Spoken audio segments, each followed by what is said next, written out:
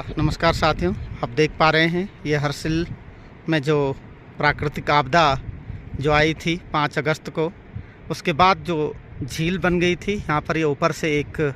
जो छोटा सा गदेरा गार्ड हरसिल की थी वो आई और इसने इस नदी को, माँ भगवती भागीरथी को कुछ समय के लिए ब्लॉक कर दिया और जिसकी भीषण चपेट में हमारे आर्मी के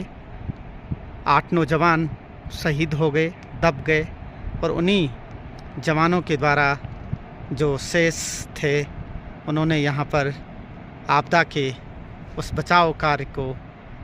बहुत ही युद्ध स्तर तक लड़ा, अपने साथियों को खोते हुए। बहुत ही मार्मिक होती हैं ये क्षण, बहुत ही हृदय को विदीर्ण करने वाली होती हैं ये घड़ियाँ जब हम इस प्रकार की प्राकृतिक आपदा को झेलते हैं।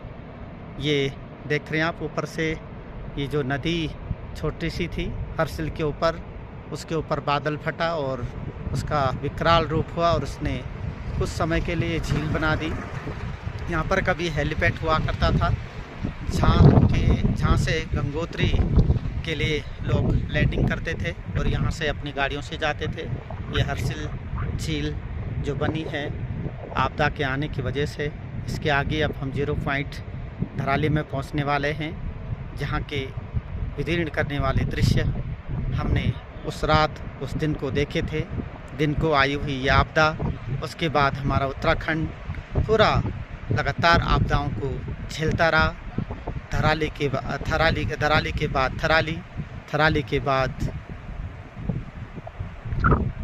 के बाद बसु केदार, अनेक जगह, श्रीनगर, बहुत जगह हमारा प्रदेश आपदा को झेलता हुआ, प्रकृति की इस मार को झेलता हुआ आज पुनः उत्तराखंड की सरकार के अथक प्रयासों से BRO बॉर्डर रोड संगठन के द्वारा और सभी के सच्ची देवभूमि के प्रति श्रद्धा की वजह से पुनः हमारा ये उत्तराखंड इस आपदा प्रदेश को पुनः निर्मित कर रहा है और आगे बढ़ रहा है और पुनः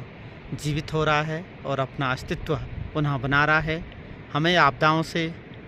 बचना भी है, सुरक्षित भी रहना है और उस समय हमें अलर्ट भी रहना है, लेकिन उनके साथ साथ जो नदी नाले हैं उनके किनारे हमें अपने जो आवास हैं, अपने घर, उनको नहीं बनाने चाहिए। आगे आज बहुत दिनों बाद सोचा कि हरसिल और धराली जाना चाहिए। उस समय हमें आने भी नहीं दे रहे थे, मन तो कर रहा था उसी समय आएँ और अपने लोगों के बीच उनके दुख दर्दों को समझें, उनके बीच खड़े रहें, लेकिन ये